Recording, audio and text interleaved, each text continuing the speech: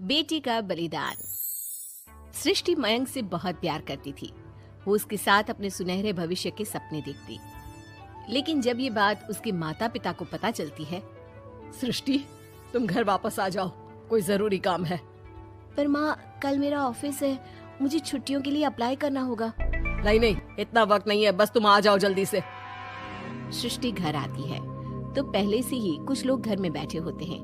वो लोग सृष्टि को देखने आए होते हैं। उसी में एक लड़का भी होता है, साहिल। मुझे सृष्टि पसंद है, मैं शादी के लिए हाँ करता हूँ।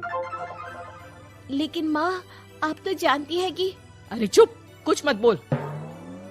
सभी सृष्टि को चुन्नी चढ़ाकर चले जाते हैं। माँ, मैं किसी और से प्यार करती हूँ।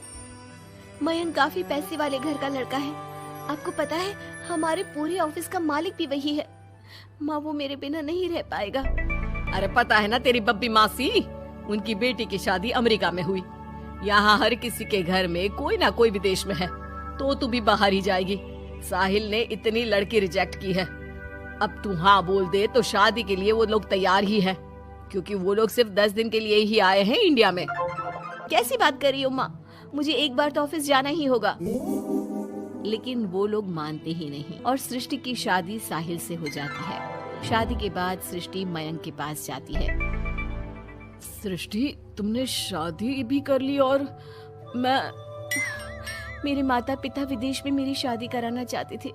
मैंने काफी समझाने की कोशिश की, लेकिन मेरे भाई और पापा नहीं माने। I am sorry Mayank. अरे तो मैं विदेश में कहीं शिफ्ट हो जाता यार, इतने सारे बिजनेस है मेरे। सृष्टि मयंक के सामने रोकर वहाँ से चली जाती है। लेकिन शादी के बाद जब वो विदेश साहिल के घर जाती है तो...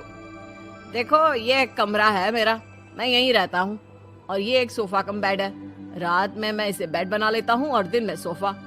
और देखो, मैं ज्यादा कमाता नहीं हूँ, तो तुम्हें भी मेरी मदद करनी होगी फाइनेंशियली। सृष्टि हाँ में सर हिला देती है। अगले दिन साहिल के जाने के बाद वो माँ को फोन करती है। क्या है माँ, कहाँ शादी करवा दी? एक तो कोई चेहरा यहाँ अपना सा नहीं दिखता, ऊपर से ये घर। विदेश के नाम पर क्या कर दिया आपने माँ?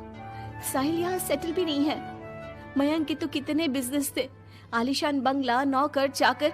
यहाँ तो मैं खुद नौकर बनकर रह गई हूँ। ये क्या किया माँ आपने? अरे क्या बताऊं बेटी, तेरे पिता ने जो कहा मैंने वही किया। अब जो कुछ भी है वो तेरी किस्मत है भाई, जैसी भी है। वहीं सृष्टि का भाई सारंग एक लड़की से प्यार करता है। माँ, मैंने शादी कर ली है निशा से। क्या? शादी कर ली?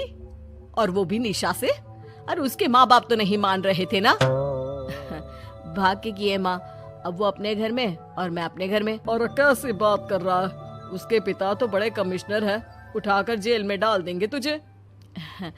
तभी तो किया है पापा, और ऐसे कैसे डाल देंगे जेल में? लड़की उनकी भी बालिग है। अरे पर बेटा, वो लड़की ठीक नहीं है। देखो, किसी लड़की के बारे में ये बात मत बोलो। तुम्हारा लड़का ठीक है क्या? काश मैंने सृष्टि की शादी भी उसकी पसंद से की होती, तो आज मुझे इतना रोना तो ना आता। अरे माँ, तुम उसकी बात पर मत आया करो ना।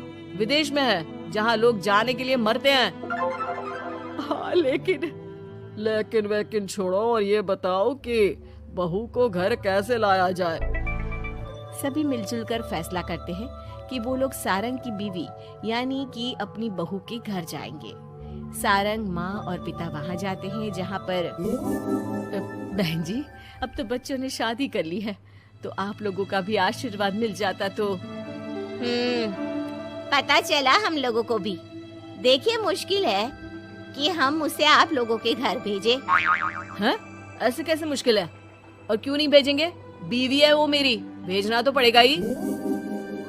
लड़के को बहला फुसला कर भगाने के आरोप में अंदर कर दे क्या? अरे देखिए साहब, इतना कानून तो हमें भी आता है। आपकी लड़की कोई नाबालिग नहीं है। तभी वहाँ निशा आ जाती है। रुकिए मम्मी पापा, सारंग में कोई कमी नहीं है। हम लोग इसे कोई बिजनेस खुलवा देंगे ना। देखो, एक बात बता देती हूँ, मुझे तुम्हारे घर नहीं जाना। अरे ऐसी कैसी बात कर रही हो? हम लोगों ने शादी की है, पति पत्नी है हम दोनों, और क्यों नहीं जाना? तो फिर शादी क्यों की? शादी इसलिए की क्योंकि तुम मुझे अच्छे लगे। लेकिन इतना बड़ा घर शान और शौकत छोड़कर तुम्हारे साथ आने के लिए मैं रेडी नहीं हूँ। एक तो तुम्हारा घर जिस मोहल्ले में है वो मोहल्ला बहुत खराब है, वहीं से शायद हमारी काम वाली भी आती है ना माँ? हाँ हाँ, इन्हीं लोगों के पीछे वाली गली से आती है कमला।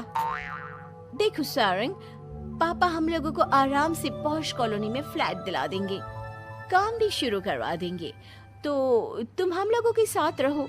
रही बात माँ पापा की तुम्हारे, तो रोका किसने है? साल में होली दिवाली मनाने हम जाया करेंगे ना उनके घर। सारंग अपनी माँ पापा से कहता है, माँ मुझे निशा की बात ठीक लग रही है, वैसे भी आप लोगों के साथ तो पूरी लाइफ स्ट्रगल ही करता रहूंगा। अरे कैसी बात कर रहे हो सारंग, हम लोग यहाँ बहू लेने आए थे, बेटा देने नहीं। अब देखिए जो होना था वो तो हो गया, अब तो आप सारंग को यहीं छोड़ दीजिए और विदाई लीजिए। हाँ हाँ माँ, मैं अब यहीं रहूंगा, आप लोग जाओ, मैं अब उस मोहल्ले में नहीं आने वाला। सारंग के माता पिता वहाँ से चले जाते हैं। अब जब भी माँ सारंग को फोन करती तो या तो वो फोन काट देता या उठाता ही नहीं। एक बार सारंग के माता पिता काफी बीमार होते हैं कि तभी उन लोगों के पास सृष्टि का फोन आता है।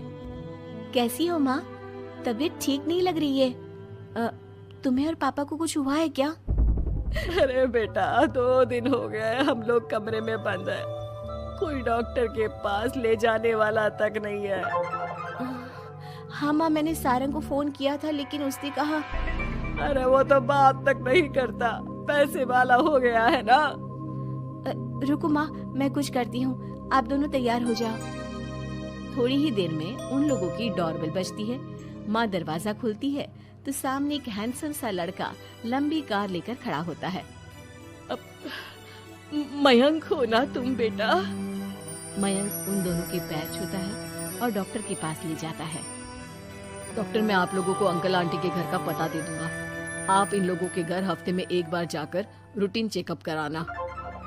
जी जी मयंक जी, जैसा आप कहें, आखिर ये अस्पताल आप ही का तो है।